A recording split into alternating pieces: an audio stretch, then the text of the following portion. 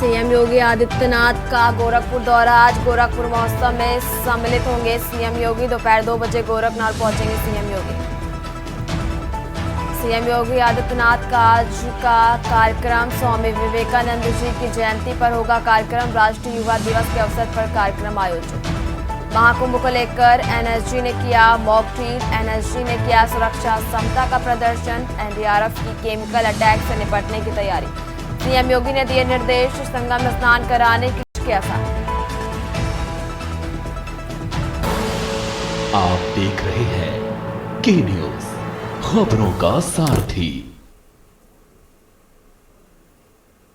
नमस्कार, आप देख रहे हैं के न्यूज इंडिया और मैं हूं आपके साथ अविन्ना राउत। रुक करते हैं खबरों का। सीएम योगी आदित्यनाथ का आज गोरखपुर दौरा है और गोरखपुर महोत्सव में सम्मिलित होंगे मुख्यमंत्री योगी आदित्यनाथ और आज दोपहर 2 बजे गोरखपुर पहुंचेंगे सीएम योगी। और सीएम योगी आदित्यनाथ का आज गोरखपुर दौरा है और एक बड़ी जानकारी आपको बता रहे हैं, जहां आज सीएम योगी आदित्यनाथ गोरखपुर दौरे पर हैं और एक बड़ी जानकारी आपको बता रहे हैं। रुक करते हैं अगली खबर का। सीएम योगी आदित्यनाथ का आज का कार्यक्रम, जहां स्वामी विवेकानंद जी की जयंती पर कार्यक्रम होगा और राष्ट्रीय युवा दिवस के अवसर पर इस कार्यक्रम का आयोजन किया गया, जहां लोक भवन सभागार में आयोजित ये कार्यक्रम होगा और एक बड़ी जानकारी आपको बता रहे हैं, जहां लोक भवन सभागार में आयोजित होगा कार्यक्रम और एक बड़ी जानकारी आपको बता रहे हैं।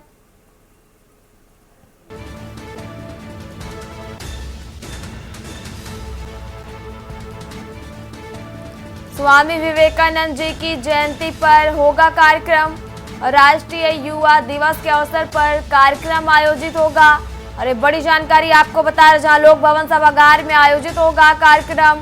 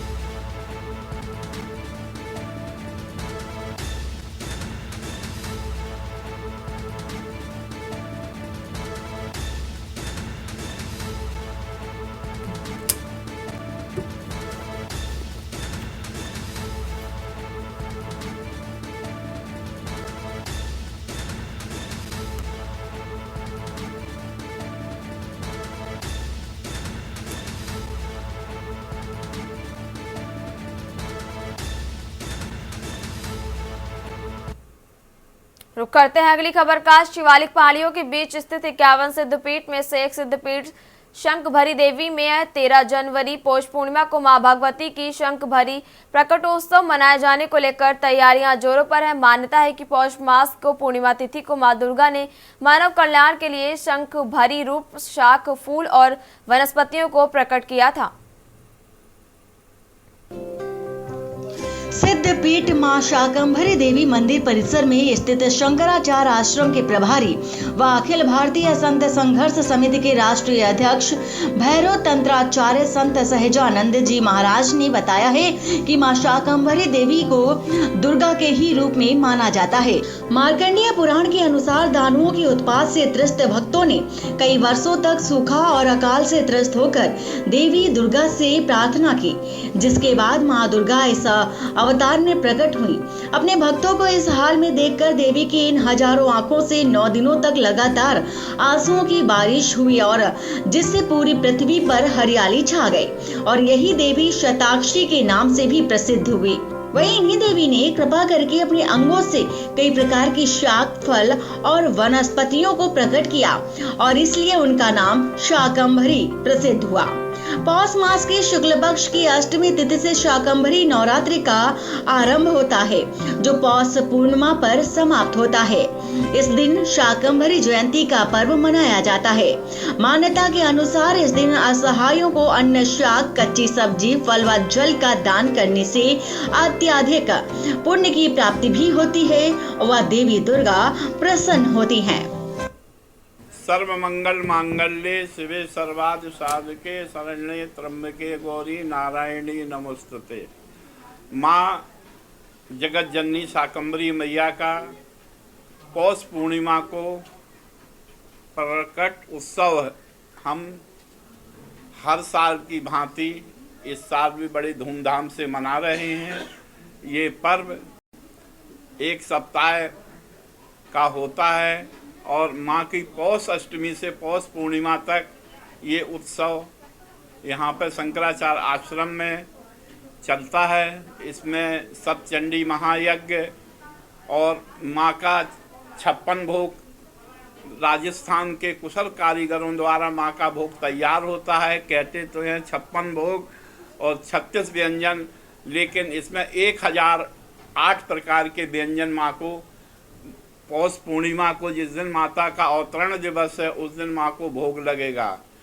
हमारे शास्त्रों के अनुसार अनादिकाल में जब एक दुर्गम नामक दैत्य ने ब्रह्मा जी की घोर तपस्या करके और उनसे को प्रसन्न करके चारों वेद ब्रह्मा जी से प्राप्त कर लिए, जिससे हमारी जितनी भी धार्मिक क्रियाएं थीं वो सब बंद हो गई और दुर्भिक्षु फैल गया।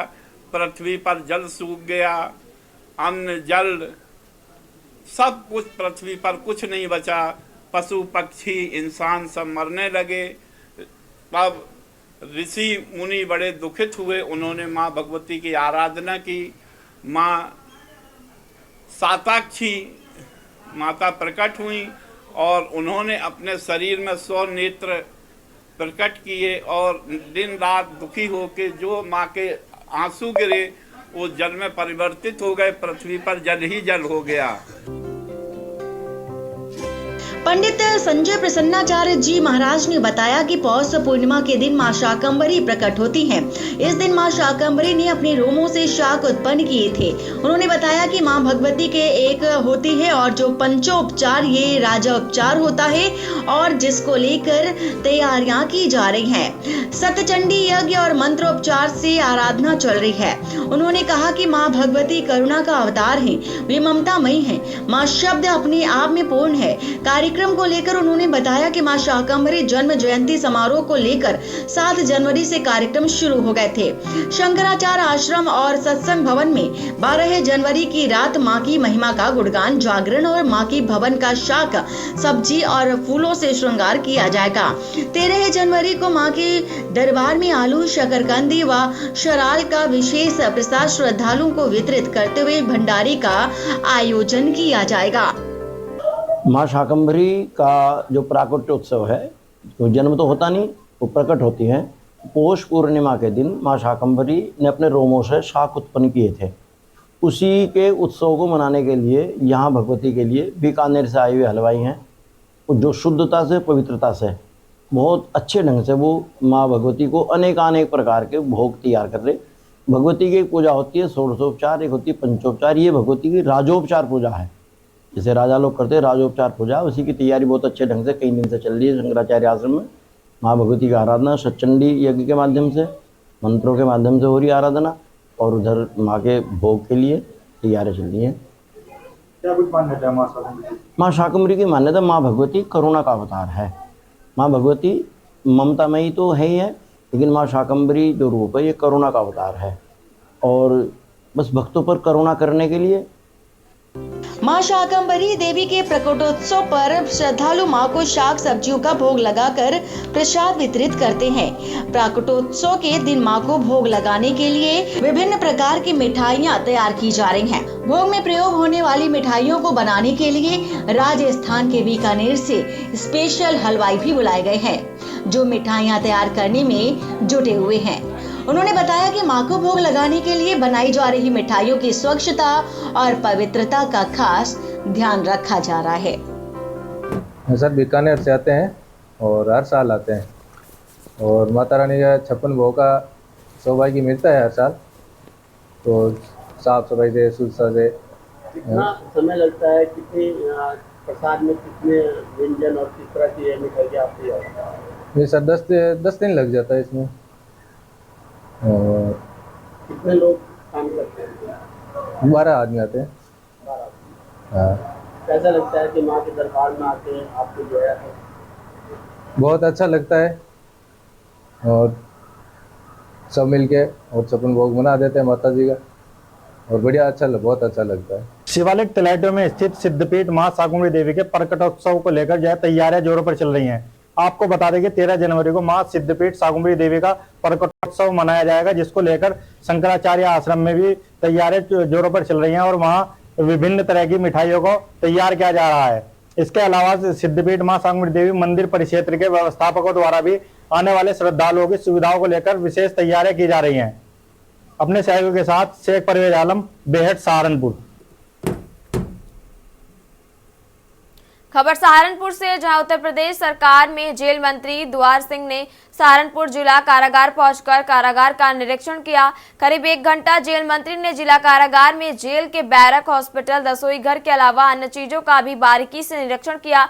जेल के निरीक्षण के पश्चात जेल मंत्री दारा सिंह चौहान ने मीडिया को जानकारी देते हुए बताया कि जेल का बारीकी से निरीक्षण किया गया है।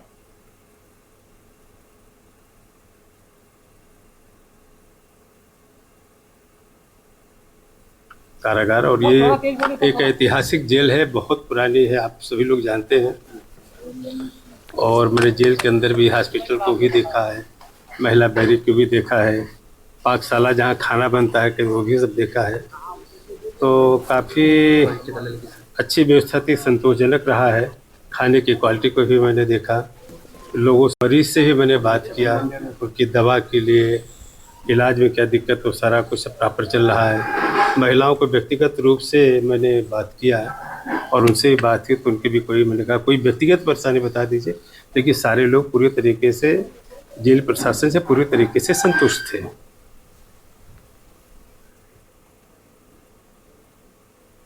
और अब बात कर रहे हैं सहारनपुर की, जहां योगी सरकार में पुलिस क्राइम पर करने की बजाय आपराधिक मामले ही अब दर्ज नहीं कर रहे हैं। ऐसा ही एक मामला सहारनपुर के थाना कुतुबशेर चौकी भैरव मंदिर का सामने आया, जहां बटेरे चोरी होने की शिकायत लेकर चौकी पहुंचे पीड़ित को पुलिस ने मुकदमा दर्ज करने के बजाय नसीहत देते हुए कहा कि हम कोई चौकीदार नहीं है और हड़का कर भगा दिया।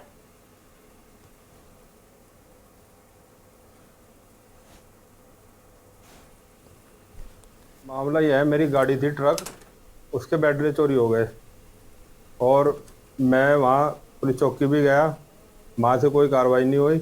उसके बाद मैंने जो है आसपास के कैमरे खुद चेक करे जो मेरे जानने वाले थे, उसमें कोई कार्रवाई करी नहीं पुलिस ने। कहाँ खड़ी हुई थी गाड़ी? ईदगाह भैरव मंदिर चौकी के बिल्कुल सामने। आपने तहरीर दी थाने में, चौकी में, क्या कहा? उन्होंने ये कहा मुझे ना, इसकी मैं कोई जिम्मेदारी थोड़ी है मेरी, तू कहीं भी खड़ी करके जाएगा, सड़क पर क्यों खड़ी कर रखी तूने गाड़ी? कितने दिन? करीबन काफी दिन हो गए। बांदा के शहर कोतवाली क्षेत्र के पुंडई गांव में एक मां बेटी को गंभीर हालत में ट्रॉमा सेंटर में भर्ती कराया गया। डॉक्टरों ने युवती को मृत घोषित कर दिया, जबकि मां का इलाज जारी रखा गया। प्रारंभिक जांच में ये पता चला कि दोनों ने जहरीला पदार्थ खाया था। पुलिस ने युवती के शव का पंचनामा भरकर पोस्टमार्टम के लिए भेज दिया। महिला का इलाज होने के बाद उसे छुट्टी दे दी गई है। पुलिस मामले की जाँच कर रही है।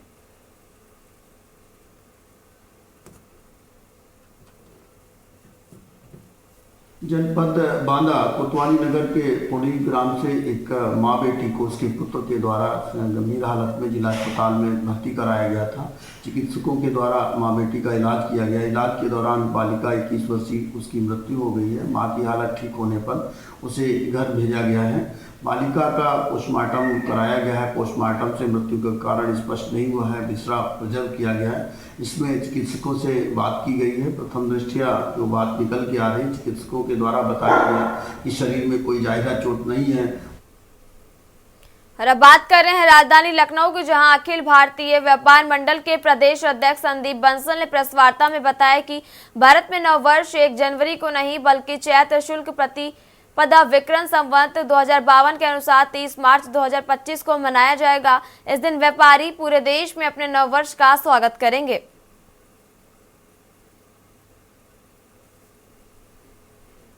मैं आप सबको बताना चाहता हूं कि 1 जनवरी भारत में रहने वालों का, हमारा और आपका नया वर्ष नहीं है।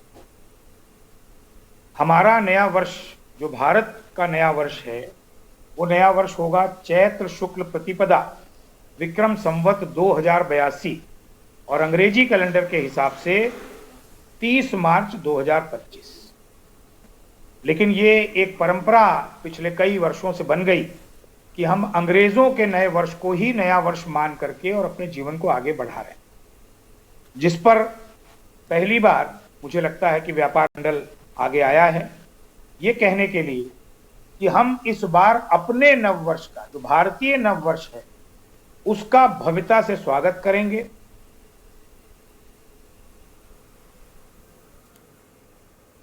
अमरोहा में गैंगरेप का मामला सामने आया, जिसमें 2 आरोपी गिरफ्तार कर जेल भेज दिए गए, लेकिन मुख्य आरोपी अभी भी फरार है। ये घटना 31 दिसंबर की रात नगर के एक बैंक्वेट हॉल के पास हुई थी। पीड़िता की शिकायत पर कोतवाली पुलिस ने मुकदमा दर्ज किया और 2 आरोपियों को गिरफ्तार किया। हालांकि मुख्य आरोपी राजनीतिक संरक्षण के कारण पुलिस की पकड़ से बाहर बताया जा रहा है।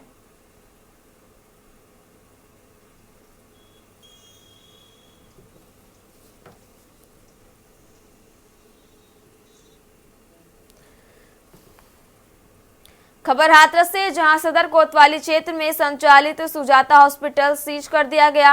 रेड क्रॉस सोसाइटी की जमीन पर निजी हॉस्पिटल संचालित होने की पूजा मित्तल ने शिकायत की। शिकायत में कहा गया था कि 1936 में ठाकुर श्री कृष्णा जी महाराज ट्रस्ट की जमीन रेड क्रॉस सोसाइटी को दी गई। बाद में 1980 में ये भूमि जच्चा बच्चा अस्पताल संचालक को डॉक्टर प्रमोद अग्रवाल को दे दी गई है।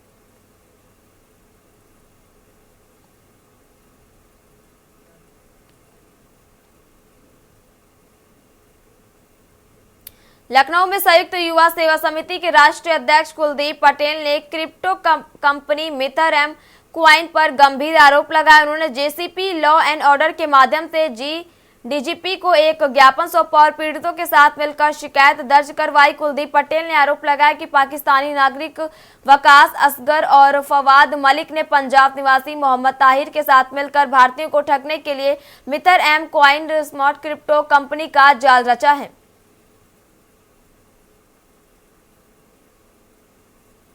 हम लोग आज ज्ञापन देने ये आए हैं कि एक विदेशी कंपनी है,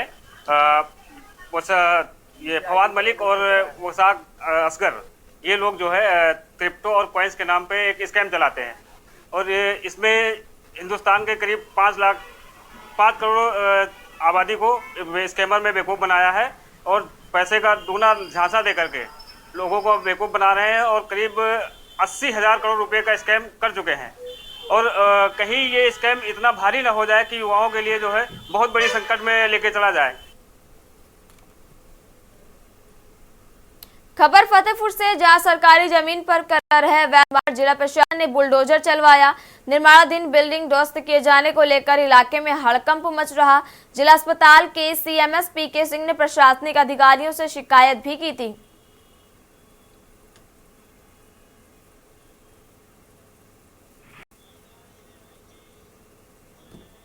2022 में यहाँ से ज्वाइनिंग किया तो हमें अवगत हुआ कि ये गाटा नंबर 104 सिविल सर्जन फतेहपुर की ये जमीन पंजीकृत है। तो हमें पे किया तहसीलदार से, तो उन्होंने हमसे किया और किया जा रहा था तो इसको छुटकारा किया जाए। इन लोग को भी सूचना दी जाएगी। अभी मामला न्यायालय में है, जो सभी को सूचना दिया जाएगा।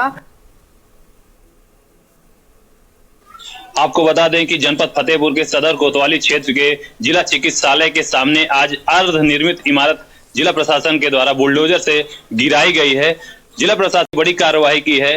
बताते हैं कि यह 1040 गाठा संख्या पर निर्माण था, जिस पर अन्य 3 इमारतें और बनी हुई हैं। लेकिन जिला प्रशासन की कार्यवाही की बात करें तो अभी तक केवल एक ही अर्ध निर्मित इमारत पर कार्यवाही की गई है। अन्य इमारतों पर अभी तक किसी प्रकार की ना नोटिस और ना कोई कार्यवाही की गई है। ये सोचने वाली बात है कि अगर उसी गाठा संख्या पर अगर निर्माण है और कार्यवाही एक इमारत पर बनती है तो ऐसी जितनी भी इमारत उस गाठा संख्या पर बनी सब पर कार्यवाही होनी चाहिए। लेकिन अभी तक जिला प्रशासन के द्वारा सिर्फ अर्ध निर्मित इमारत पर ही कार्यवाही की गई है। जानकारी के अनुसार ये 1040 गाठा संख्या भूमि जिला की बताई जा रही है। कैमरामैन रामबरन के साथ मैं सुशील शुक्ला, के न्यूज।